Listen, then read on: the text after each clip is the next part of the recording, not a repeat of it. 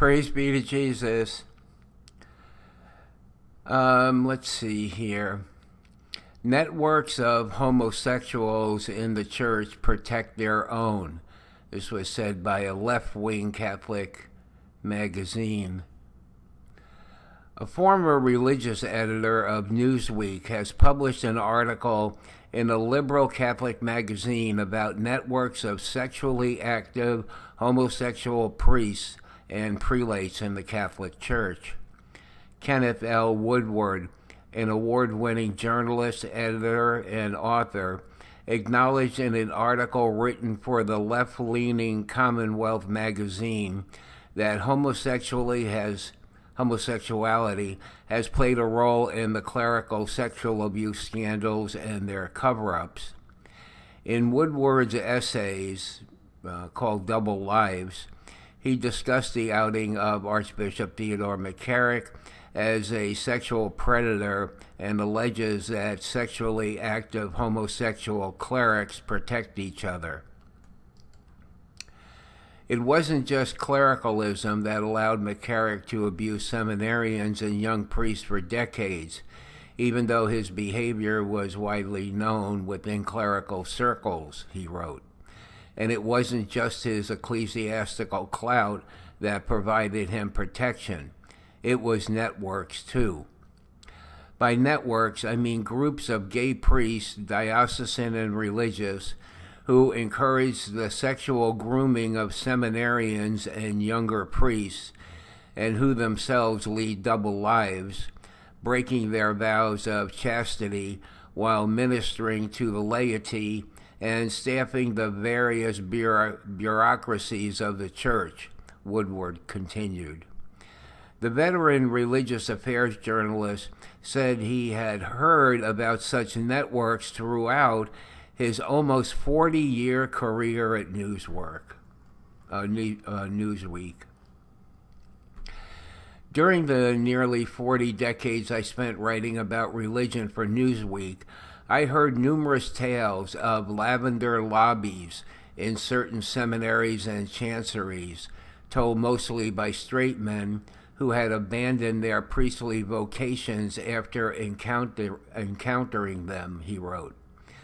One of the few priests to complain publicly was the late priest novelist Andrew Greeley, who alleged that a homosexual network was active in Cardinal Bernardine's Chicago Archdiocese. Woodward also heard about networks in the Vatican, mostly from Italians who are generally more relaxed about homosexuality than Americans, and unsurprised when those leading double lives are outed. The essayist said that what concerns him is not only personal hypocrisy, but whether there are gay networks that protect members who are sexually active.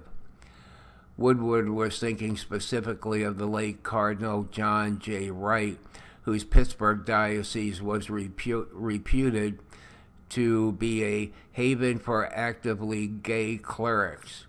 Wright was elevated by Pope Paul VI in 1969 to the cardinalate at age 60 and appointed the prefect of the Congregation for Priests in Rome.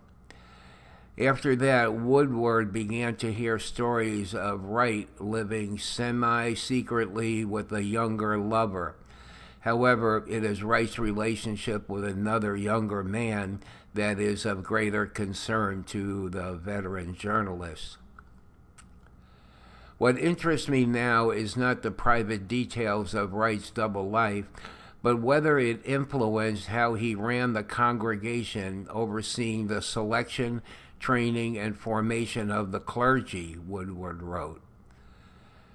Donald Wuerl, who recently resigned, would surely know the truth about Wright. Wuerl's first assignment after ordination at the age of 31 was as secretary to then Bishop Wright of Pittsburgh in 1966. Well, the article goes on here. I think what you can get out of this, or what I got out of it, one thing I got out of it, is that all this began very early. before the papacy of Francis began, and and the famous statement, "Who am I to judge?" and how LGBT people really hooked onto that, and before that happened, homosexuality in the Catholic Church had been growing and setting down deep roots for decades before that. So it's really the fulfillment of all these decades of the infiltration of homosexuality in the Catholic Church that really enable LGBT people to finally, I guess, get organized and get up the guts to start speaking out. So, this is a very powerful, I think a very powerful statement, and a very honest statement.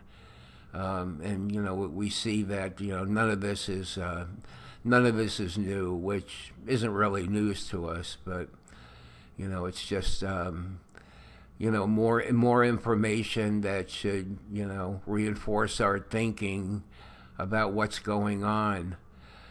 Okay, well, I think that's about it for now, and we'll talk to you later. Bye.